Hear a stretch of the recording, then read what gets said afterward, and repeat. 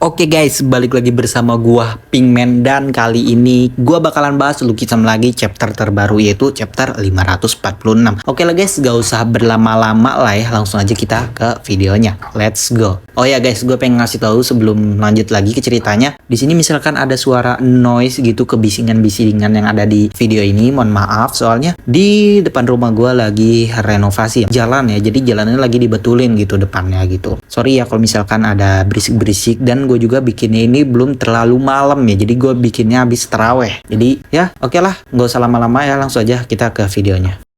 Oke, jadi chapter dibuka dengan LJ yang nyuruh Najegon buat bawa PS sama Jinrang gimana pun caranya. Kalau berhasil bawa, mereka bakal bicarain tentang Incheon. Terus Jinrang kesal sambil bilang kalau Aliat udah bikin masalah sama Busan. Jadi dia bakal ngajar orang-orang yang bikin masalah sama Busan sampai mati. Jin gak peduli apa yang diomongin Jinrang, tapi yang pasti mereka harus fokus sama Najegon. Terus Jinrang ngeremehin generasi 2, soalnya Najegon itu ada di dunia yang beda sama generasi 2. Abis itu Najegon langsung nyerang PS, tapi serangannya masih bisa ditahan. Dilanjut lagi sama Vasco yang terus-terusan nyerang Najegon sampai ngebuat Najegon berdarah-darah. Pas Najegon coba buat nyerang balik Vasco, tendangannya ditahan sama Jin. Najegon langsung nge-spam tendangannya ke Jin sampai ngebuat Jin kewalahan. Tapi Najegon gak tertarik, dia langsung nyerang PHS, soalnya orang terkuat harus dikalahin pertama. Serangannya itu gak guna, malahan PHS masuk ke mode reok ama disenyumi Jonggun. Terus PHS balik nyerang lagi sampai ngebuat Najegon gak bisa nahan serangannya. Ama Najegon juga ngerasa kalau dia sama PHS ada di generasi yang sama, dia pasti kalah. Najegon coba buat nyerang balik PHS, tapi serangannya ditahan. Jinobin ngambil kesempatan itu dengan nangkep Najegon, tapi Najegon langsung nendang Jinobin. Jinobin bilang kalau dia padahal seneng pas Najegon bilang ke Mateso kalau ada YSJ. Abis itu Jinobin berhasil nangkep Najegon, terus disambung sama serangannya Vasco, disambung lagi sama serangannya Jin, disambung lagi sama serangannya Jinobin, dan terakhir sama serangannya PS. PS jadi penasaran dengan bilang kalau siapa yang bakal ngebawa siapa. Ama nyuruh juga ke LJ buat datang langsung kalau mau ketemu. Terus panel pindah ke dua orang ini yang lagi buru-buru ke tempat Jinrang buat ngebantu Jinrang. Tapi diadang sama Junggo. Junggo nanya kedua orang ini di mana Jinrang. Tapi dua orang ini malah ngira kalau Junggo itu anjingnya Lee Ji-hoon. Junggo bilang ke Gitae, apa nggak apa-apa mereka bergerak tanpa sepengetahuan LJ. Gitae jawab kalau dia nggak peduli siapa-siapa. Dan chapternya ditutup dengan Gitae yang nanya kedua orang ini di mana muridnya Kim Ga-breong.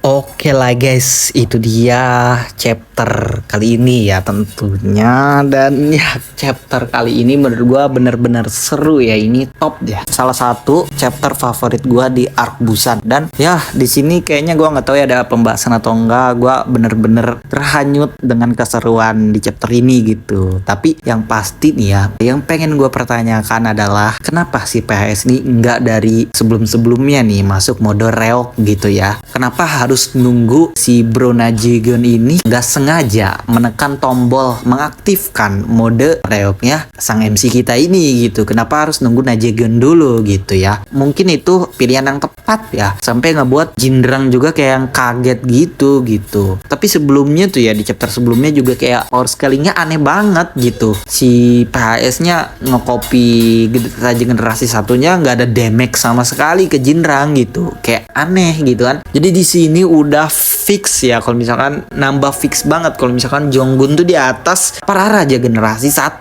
gitu. Bisa dilihat di sini narasi si Najegon pas si PS-nya mode Jonggun ya, cosplay Jonggun gitu, kodamnya gitu ya. Sampai dia ini bilang kayak wah ini kuat banget gitu ya. Dia ini belajar dari siapa gitu tuh kekuatan ini gitu ya. Kalau misalkan ada di generasi yang sama dia sama PS tuh, kemungkinan dia pasti kalah kan, katanya gitu kan. Selanjutnya nih yang pertanyaan gua nih, tujuan Junggo nih apa nih? Tujuan Junggo datang nyari Jinrang bareng Gitae ini apa? Apa sih maunya Junggo ini? Kalau misalkan Gitae, gue sih masih bisa menerka-nerka, menebak-nebak. Kalau misalkan si Gitae ini tertarik sama Jinrang ini karena Jinrang ini muridnya Ga-breong, dimana Gitae itu benci sama Ga-breong atau ayahnya sendiri gitu kan. Kalau misalkan LJ juga, LJ tertarik sama Jinrang atau Busan ini karena kemungkinan si Jinrang ini masuk penjaranya karena difitnah tuduh membunuh Kim Ga-breong, padahal yang ngebunuh itu LG sama Gitae gitu ya. Nah, apakah kemungkinan misalkan nanti Gitae datang ke Busan ini, Gimyung juga datang? Gua belum bisa mengiyakan gitu. Mungkin kalau menurut gue pribadi sih kayaknya enggak ya, belum bakal muncul di arc Busan ini gitu. Soalnya arc Busan itu kayak ibaratkan masih pembuka lah, pembuka awal buat panggungnya Jinrang gitu. Maksudnya mengenalkan karakternya Jinrang ini gitu. Kalau kata gue belum sih